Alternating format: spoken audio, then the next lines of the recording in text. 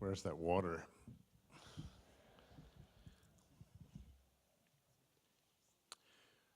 A number of years ago, I told you a story. It was a Russian, possibly Jewish story that I heard from a Kenyan when we were working together in Uganda. That's the modern world. And the story is of a man who wanders at night in a Russian forest. And suddenly he's accosted by a guard who holds a gun up to him and shouts at him. He says, "Who are you? What are you doing here? Where are you going?" And the old man sizes up the guard, and he looks at him, and he asks him, "How much do they pay you to ask me those questions?" And the guard says, 15 kopecks. And the old man says, "I'll give you double if every time you see me, you ask me those 3 questions. Who are you? What are you doing here? And where are you going?" Tonight's a night for these questions. Yom Kippur is a day of awe, and these are awe-inspiring questions, if not yet awe-inspiring answers. These are leaders, they're threads that we pull on, question marks that pull us toward realizing something more about who we are. They're deepening moments that ask us to go within and realize something we haven't yet brought to the surface. If you look at the Torah scrolls behind us, you'll realize there's no punctuation except question marks, invisible question marks. You look at the prayer book, imagine that every prayer is a prayer and a mirror and a question. That our whole religious tradition is asking us to deepen our thinking, to deepen our souls, to touch on whom we really are, and to bring that to the world. We live comfortably in a world of what and how and when. I can reach for my phone. It'll tell me when and what and how, sometimes where. But Google will get me there if it doesn't. But it doesn't ask me the most important question. It doesn't ask me why. I think about our kids' lives, and our kids are governed by us, the taller people, the bigger, hopefully wiser people. And we take our kids as students, as children, through the whats and the hows and the whens constantly, and they, I think, assume that we have the wisdom to have thought deeply about the why. But have we? That's our task as parents, all of us. As adults, what it means to become bar mitzvah is to deepen whom we are. It's to ask the questions that will ask us more questions. It's to be led by a question toward our soul, not merely our diary or our phone or freeway off-ramp. Why? I want to ask you a question that's at the middle of that Russian story. And the story is, what are we doing here? And I want to personalize it by asking you in H1 and N16, what are you doing here? Are you here as an homage to parents who are no longer with us? To a family tradition of rabbis, of Jews, of people who wore white on these days and took these prayers seriously? Are you here because you're afraid to let a beautiful old cloak fall off your shoulders? A tradition, a history. A father's tallis, a mom's challah, candlelights that you saw when you were a child. Is that what draws you to this place? Because it's a good reason.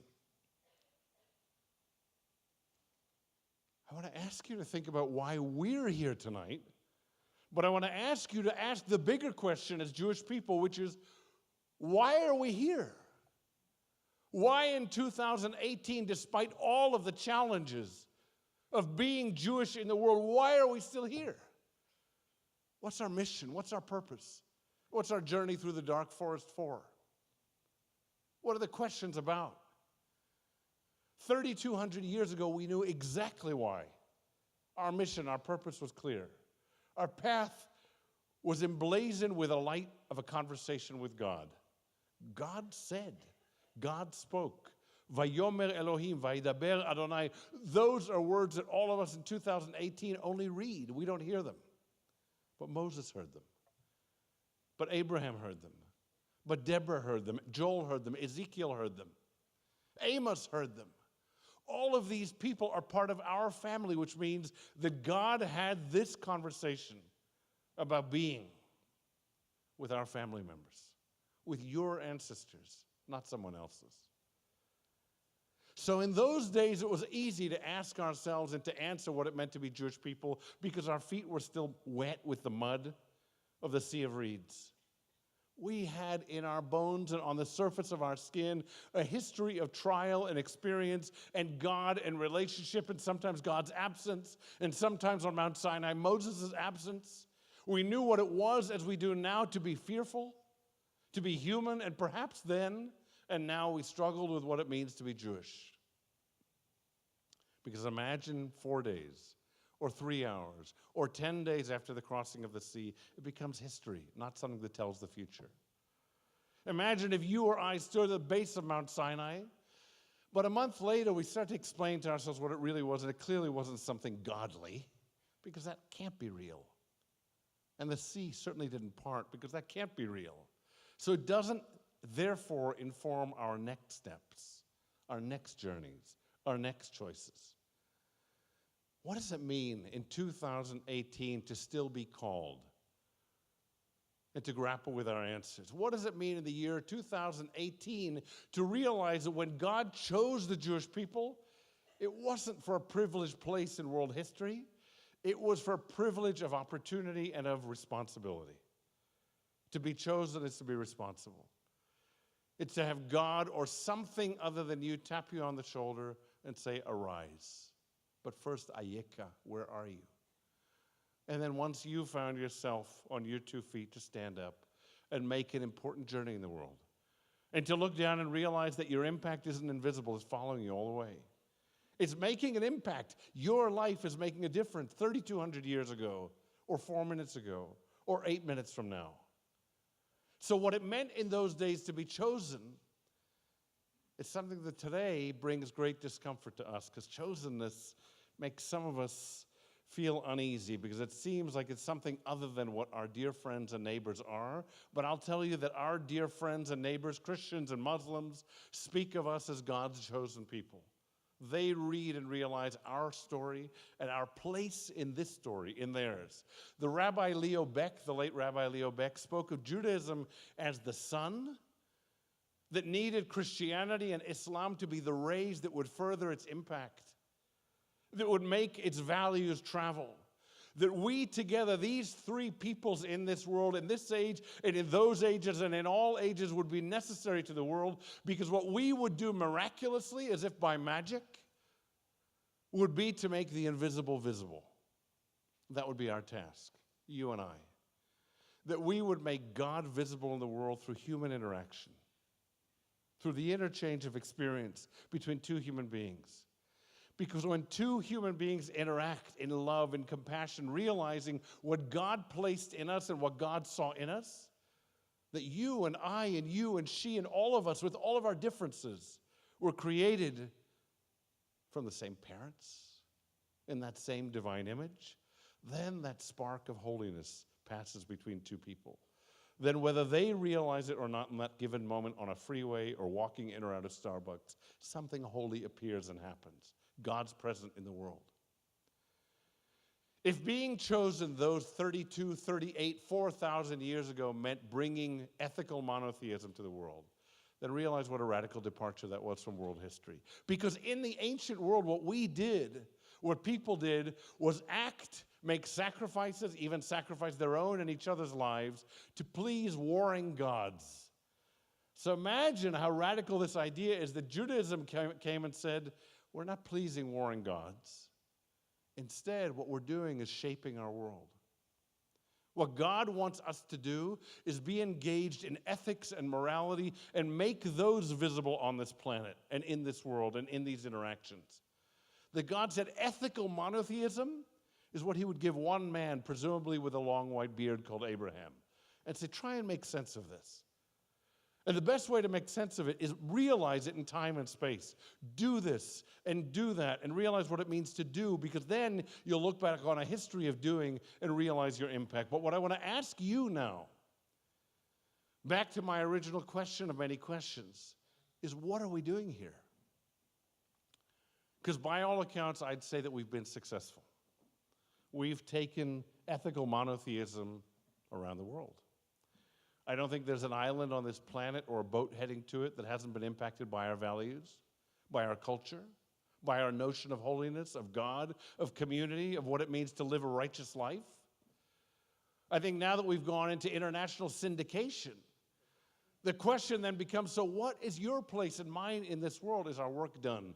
Shall we stand back and say to our kids, step back and see the work that people did for us, the inheritance that you and I get to now admire? I want to place this in your hands in a more tangible way and my hands in a more tangible and real way. If you live in Woodland Hills, you live among 50,000 people. That's the population. Hold on to that number. If you live in West Hills, it's approximately 41,000, give or take a few of you that are actually here tonight. If you live in Agur, it's 20,000 people. Okay? Perspective. Imagine that what we've come to realize is that every single human being living today will impact approximately 18,000 people. You. 18,000 people. You, perhaps more. You, perhaps more. Maybe 180,000 people. Think about what it means to live different lives, how many people you and I will impact. But now realize that if Valley Outreach Synagogue, this one single community, 18,000 people per person, nearly 2,000 people with all of our family members, means that we will impact 36 million people. Now look at your hands and ask yourselves what's in them. Now look in your heart and ask yourself what's in it. Now ask yourself what the rest of your life can be about. Now ask yourself what it is to live with the immensity of who you are in this world. There's no smallness to be lived because that isn't the life that God gave you. He reserved that for other animals, not you. 36 million people directly impacted by the people in this community. But that doesn't even take into account the number of people who will be impacted by the people that you will impact. And by the next generations and the next generations that will be impacted by the choices that you and I make if we realize the choices that we're making. Isn't that mind-blowing? Isn't that extraordinary? Doesn't that make us think carefully about what we're holding and what we're doing, what choices we're making? That what it means to be Jewish in this world is to create a tikkun, a repair, in the tiniest shards of a world that's full of shards, of brokenness. That what it means to be Jewish in this world is to bring forward not 10 commandments, because that's too simple. Not to murder, not to steal. What about not to bear false witness? What about not to gossip when gossip comes so easily in conversation? What about to be an exemplar of the best in human behavior rather than the lowest? What about not to reach for opportunism when it means changing a story and an outcome simply by resisting, by having self-control? Think about all the choices you made in a single day, how many times you had the choice and the opportunity to bring impact and morality and ethics to single and tiny encounters in shops and on the telephone and even when we're posting online. That you are going to impact 18,000 people, that we are going to impact this community, this congregation, 36 million people or more. That's an extraordinary responsibility. If you and I were chosen for this distinct responsibility, to impact more people than live in many countries of the world, including Israel, 36 million people, then let's be thoughtful in the next year about what we do. Let's be deeply thoughtful about the kind of impact that we have. Let's think about what it means to huddle as a community and ask ourselves, what are we going to do differently? How are we going to elevate the mammal to the mensch? How are we going to transform people's understanding of what it is to be Jewish? But more importantly, how are we going to impact people's understanding of what it is to be human? Those who don't believe, those who do believe, those who believe in that, those who believe in that, those who ascribe to that story, those who reject that story, all of us need one another, regardless of the story that we hold on to. All of us need compassion. All of us need the rigor of good ethics. All of us need a moral compass. All of us need clarity. All of us need community. All of us need to be accountable to something greater than one another and ourselves. All of us need a sense that we belong. All of us know that at times we'll be alone in this world, and that's not when we make our best decisions. That when we feel the tap of someone else's shoulder, their hand on ours, when we feel the embrace of other people, when we realize that we live in each other's eyes, that's when we elevate and rise higher and make better choices and make a better world. Now, in case you don't think that we really impact each other, remember in the summer of 2017, there was an interesting story, if you like this kind of interesting story. Facebook paired up with a university to do a little social experiment. You may have read about this and remember it. And what they did was they made a decision to post sad stories that we would see among our peers because we don't really know what's feeding, what algorithms are feeding what we're seeing, but I'm seeing you all the time. But there we go. So think about it. We don't really understand why we're seeing what we're seeing. So Facebook took advantage of that to do a little social experiment with a university. And what they did was they propagated negative or sad stories, and what they realized was they created sad responses. And then they did something else. We did something else. As a result of the sadness that we perceived in social media, not a person's eyes, but social media, what we post, we started posting sad stories as well. That's how impactful we are on one another. Do you know that we yawn when we see somebody on television yawn? You ever try and get somebody to look at you on the freeway? I know it's bad driving. I do it. On the right side when my wife is driving.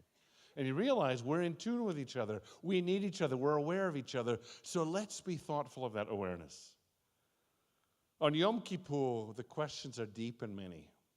What I want to suggest to you and to myself is that at time we close our eyes or pull a tallis, ours or someone else's, figurative or wool, over our heads, and find alone among people. Find what it is to read our own thoughts on the pages of a prayer book. Find what it is to realize relationship and how we can't live without it. Find what it is to then ask ourselves what responsibility we have to the quality of those relationships. Find times to take a risk, to put your arm around somebody whom you don't know in that row with you tomorrow or tonight, to stand and sing together. Because you'll already have made a positive impact on one life and others. Because people see what we're doing. Just as kids learn the gestures and actions and verbiage of their parents, all of us are learning from one another. We're all seeing the gestures of each other's lives. Just as Abraham received a call from God, and Moses received a call from God, I want to leave you with this thought. So did you. Kama Chatima Tova.